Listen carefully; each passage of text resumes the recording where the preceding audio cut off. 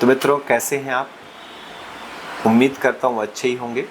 मेरा नाम है सीएम मिश्रा और आप देख रहे हैं रुद्र आईएएस चैनल। हमेशा की तरह हम बहुत ही ज्ञानवर्धक और बहुत ही जटिल जानकारियों को, बहुत ही कॉम्प्लिकेटेड इन्फॉर्मेशंस को बहुत ही इंटरेस्टिंग तरीके से आपके सामने प्रस्तुत करने के लिए इस सीरीज़ या इस वीडियो का सहारा, इस प्लेटफॉर्म का सहारा लेते हैं। उसी सिलसिले में आज हम एक टॉपिक लेकर आपके सामने आए हैं जिसका नाम है कि the difference between governor generals and viceroy. आप अक्सर सुनते होंगे गवर्नर जनरल और वायसराय, ये शब्द एक दूसरे के सिनोनिम, एक दूसरे के पर्याय के रूप में लोग यूज़ करते हैं। इनका एक दूसरे के पर्याय के रूप में इसका उपयोग किया जाता है। मेरे ख्याल से ये प्रीलिम्स और मेंस एग्ज़ाम का विषय नहीं हो सकता है। ये विषय हो सकता है या तो आपके कॉन्सेप्ट क्लियर होने का, क्योंकि जितना चीज़ों को लेकर के जितना आपका कॉन्सेप्ट क्लियर रहता है उतना आपका कॉन्फिडेंस बढ़ता है, उतनी आप में मैच्योरिटी आती है। और ये विषय हो सकता है इंटरव्यू परीक्षा का, कि गलती से अगर कोई इंटरव्यू में किसी क्वेश्चन का आप जवाब दे रहे हैं और जवाब में गवर्नर जनरल या वायसराय ऐसे शब्दों का उपयोग हो गया, तो हो सकता है आपका जो इंटरव्यूअर हो वो आपसे ये प्रश्न पूछ ले कि what is the difference between governor general and viceroy. तो मैं थोड़ा सा हिस्ट्री के बारे में आपको बताना चाहूँगा। जैसा आप जानते हैं कि जो 17th सेंचुरी थी, 17वीं शताब्दी थी, 17th सेंचुरी में, 17वीं शताब्दी में अर्ली 17th सेंचुरी मतलब 1608 में सबसे पहली बार ईस्ट इंडिया कंपनी का पहला जहाजी बेड़ा आता है सूरत में। और वहाँ से वो फिर उस समय के जो मुग़ल एम्परर थे, मुग़ल बादशाह थे, जिनका नाम जहांगीर था, जहांगीर के दरबार में जाता है कैप्टन हॉकिंस परमिशन लेने के लिए कि जहाँ पनाह मैं भारत में व्यापार करने की आपसे अनुमति चाहता हूँ। और वो लंबी कहानी है कि वो परमिशन भी नहीं देता है और मना भी नहीं करता है, मतलब इकरार भी नहीं है और इनकार भी नहीं है। 3 साल वो अंग्रेज़ खान कह के उसको अपने पीछे पीछे घुमाता रहता है और अल्टीमेटली परमिशन नहीं देता है। बाद में वो नाराज़ होकर 3 साल यहाँ उसका शादी ब्याह भी करवा देता है एक मुस्लिम लड़की से, और अल्टीमेटली उसका जहाजी बेड़ा वहीं सूरत में खड़ा रहता है। फिर वो वापस चला जाता है, तो वापस जाके वो ब्रिटिश जो क्वीन होती हैं, एम्परर होती हैं, उनसे कंप्लेन करता है। तो फिर ब्रिटिश क्वीन अपना एक एनवॉय, अपना एक एम्बेसडर, अपना एक दूत भेजती हैं और वो यहाँ भारत आते हैं। तो फिर वो, जिनका नाम होता है सर थॉमस रॉ, फिर उन्हें गवर्नर सर थॉमस रॉ जो है वो जहांगीर के कोर्ट में आते हैं और जहांगीर के कोर्ट में आकर के वो महारानी की तरफ से ये रिक्वेस्ट करते हैं कि उन्हें परमिशन दी जाए। तो फिर ऐसा लगता है जहांगीर को, जहांगीर तो सलीम भाई, जानते ही हो आप ना सलीम भाई को, जहांगीर यानी अकबर का बेटा सलीम बहुत पॉपुलर रूलर रहा है। कई अच्छी चीज़ों के लिए कम, कई बुरी चीज़ों के लिए ज़्यादा पॉपुलर रहा है। तो आपने एक गाना सलीम के ऊपर ज़रूर सुना होगा कि छोड़ छाड़ के अपने सलीम की गली अनारकली डिस्को चली।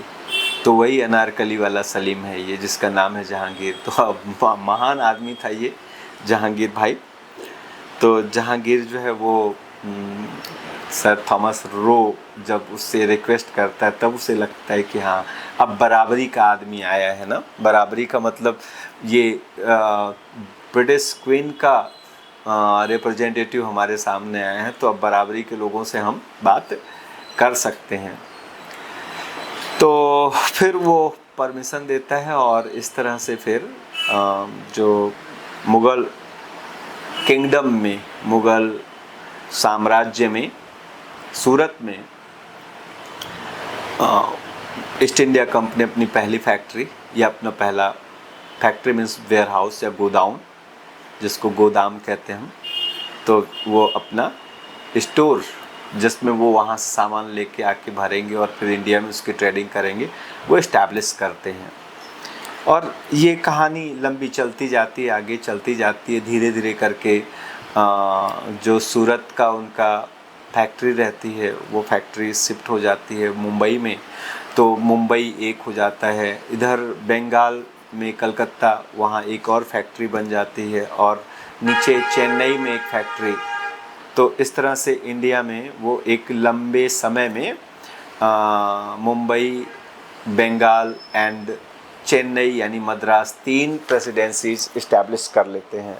अब तीनों प्रेसिडेंसियाँ, मतलब प्रेसिडेंसीज का मतलब क्या हो गया कि वो तीनों जगह से अपना 3 सर्कल में इंडिया को बांट लेते हैं, मतलब 3 क्षेत्रों में भारत को बांट लेते हैं और 3 क्षेत्रों में बांट करके वो अपना ट्रेडिंग का काम करते हैं, और तीनों ही अलग अलग तरीके से रिपोर्ट करते हैं।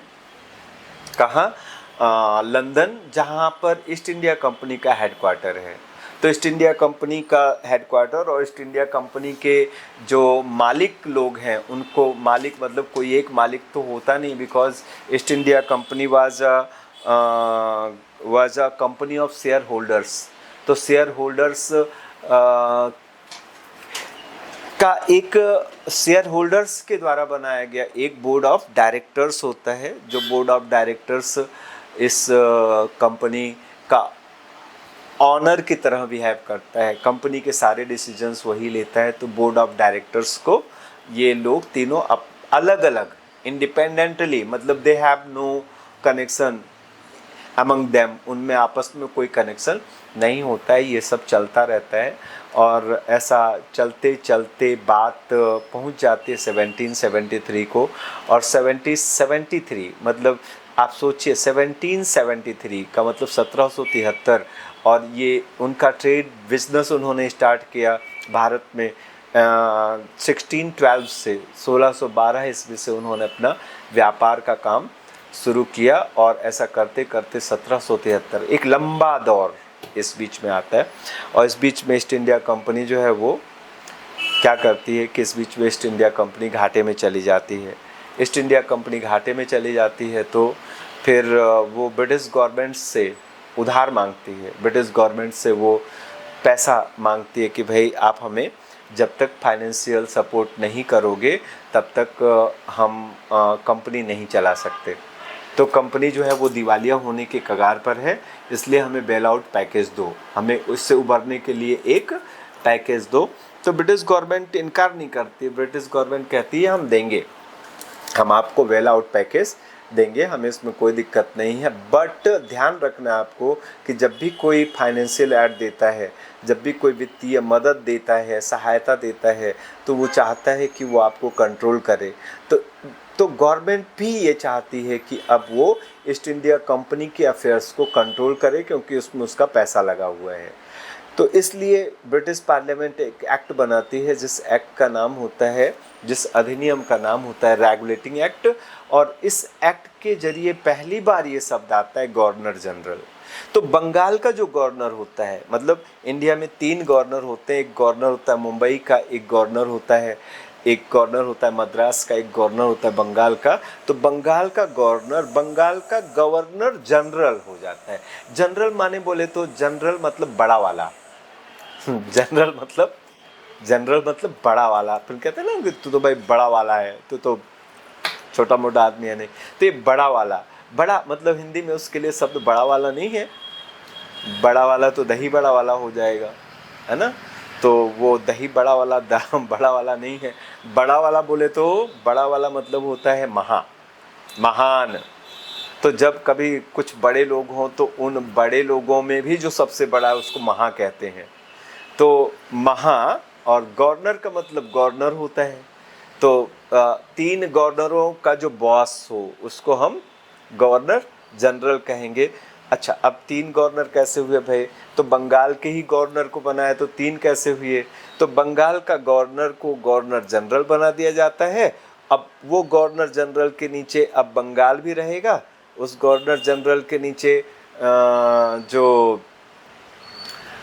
मद्रास भी रहेगा और उस गवर्नर जनरल के नीचे बॉम्बे भी रहेगा। तीनों प्रेसिडेंसियों को वो सुपरवाइज करेगा, वो इन तीनों प्रेसिडेंसियों के ऊपर रह के काम करेगा। लेकिन अब फिर उसके लिए मुश्किल ये हो जाएगी कि वो इन सबको सुपरवाइज करे कि वो बंगाल देखे। बंगाल देखेगा तो सबको कोऑर्डिनेट नहीं कर पाएगा, और सबको कोऑर्डिनेट करेगा, सब पर नज़र रखेगा तो बंगाल नहीं देख पाएगा। तो इसलिए फिर एक लेफ्टिनेंट गवर्नर का पोस्ट क्रिएट किया जाता है, जिसको बहुत पॉपुलर है। ये हमारे दिल्ली के मुख्यमंत्री अरविंद केजरीवाल जी ने इसको पॉपुलर बना दिया है ना, एलजी।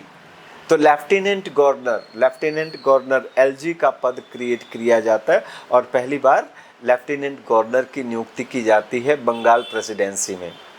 ओके, तो ये एलजी हो गया। अब गवर्नर जनरल के नीचे एलजी होगा, और गवर्नर जनरल इस एलजी, बंगाल के एलजी, मद्रास और मुंबई के गवर्नर्स के का सुपरविजन उनको कंट्रोल करेगा, उनको रेगुलेट करेगा।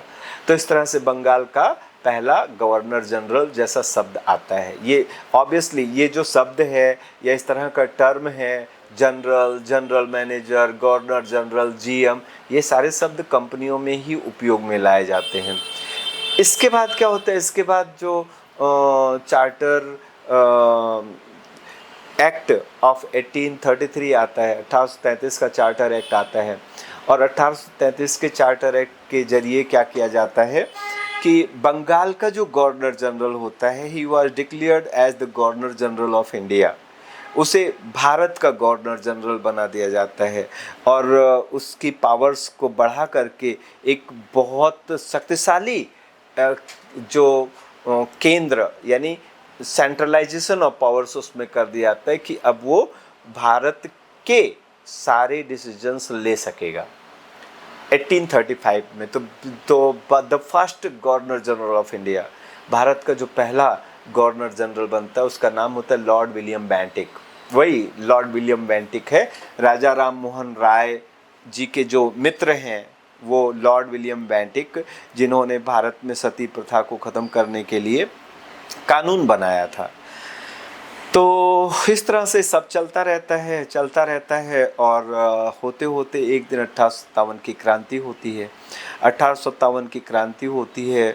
क्रांति को, यानी ये जो फर्स्ट फ्रीडम स्ट्रगल है या जो क्रांतिकारियों का विद्रोह है, इस विद्रोह को दबाने के लिए ईस्ट इंडिया कंपनी बड़े पैमाने पर वायलेंस का सहारा लेती है, और बहुत सारे इंडियंस को, बहुत सारे भारतीयों को बिना किसी मुकदमा चले, बिना किसी पर कोई कानूनी कार्रवाई किए, बिना किसी लॉ के, बिना किसी अथॉरिटी के, बहुत सारे लोगों को मौत के घाट उतार दिया जाता है, जबरदस्ती इस रिवोल्ट को, इस रिवॉल्यूशन को सप्रेस करने के लिए, इसका उन्मूलन करने के लिए। इससे पूरी दुनिया में ईस्ट इंडिया कंपनी, और ईस्ट इंडिया कंपनी की तो छोड़िए, ईस्ट इंडिया कंपनी के साथ साथ ब्रिटिश गवर्नमेंट की पूरी दुनिया में किरकिरी होती है, पूरी दुनिया में उनकी छिछी थूथू होती है।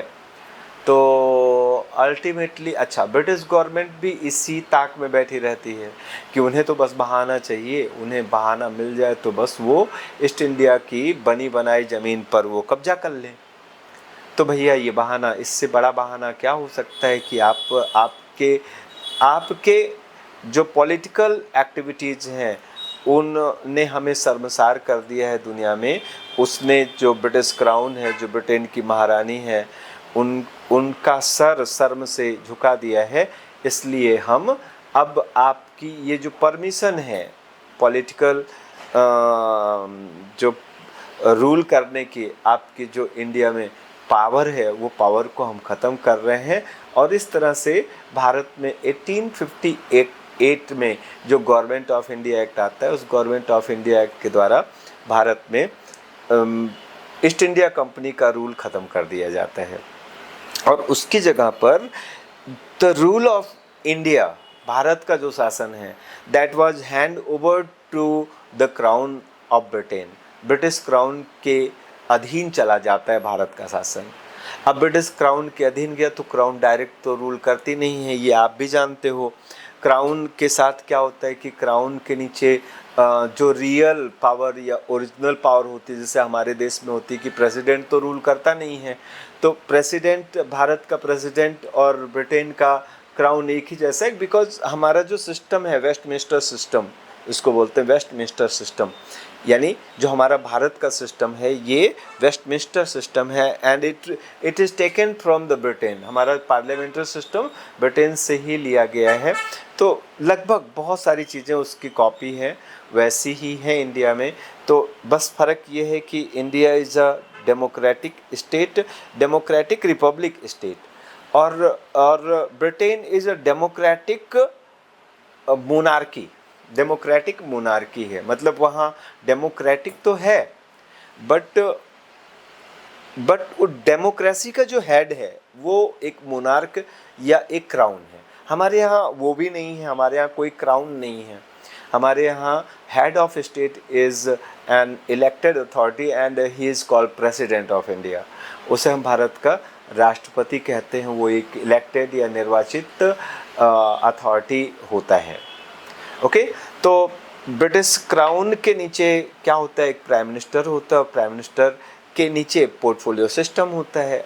पोर्टफोलियो सिस्टम मतलब हो गया कि प्राइम मिनिस्टर अपने सारे काम को कई छोटे छोटे डिपार्टमेंट्स में बांट देता है, जैसे department of railway, department of finance, department of defence, department of home, department of trade and commerce, इस तरह से। तो एक नया विभाग बनाना पड़ता है 1858 में ब्रिटिश गवर्नमेंट को, department of India, you can say department of India, but उसको कहते हैं secretary of state for India.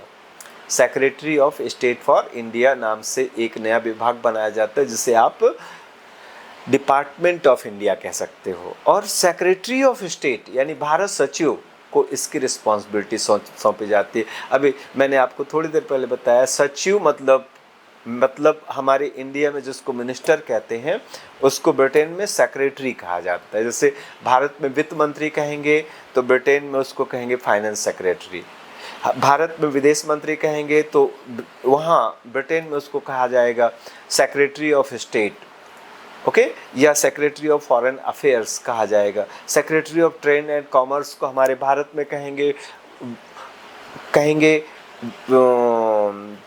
वाणिज्य और व्यापार मंत्री या व्यापार और वाणिज्य मंत्री के नाम से जाना जाएगा।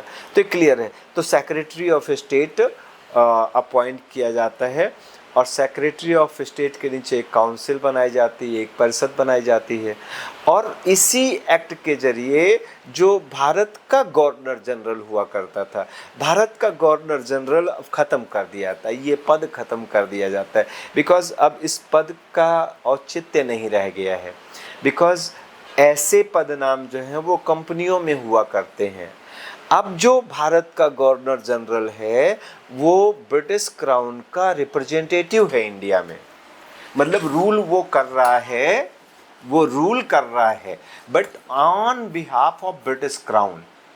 तो अब उसे एक नया नाम दिया जाता है। अगर मैं आपको बोलूं कि इसका नामकरण करो तो आप कहोगे, जैसे हमने देखा है सांसद या विधायक लोग होते हैं, खैर विधायकों का तो शायद मैंने नहीं देखा है, सांसदों का ये चीज़ मैंने देखा है कि सांसद प्रतिनिधि। हमारे क्षेत्र में जो सांसद महोदय हैं तो उन्होंने हमारे गांव में भी एक बंदे को अपना प्रतिनिधि बना रखा है, तो बड़ा जलवा रहता है उसका, बड़ा रुतबा रहता है उसका, कि वो सभी को चमकाता रहता है कि सांसद जी से बोल दूंगा, सांसद जी से बोल दूंगा, क्योंकि वो सांसद का बड़ा तगड़ा छर्रा होता है, मतलब बड़ा क्लोज आदमी होता है।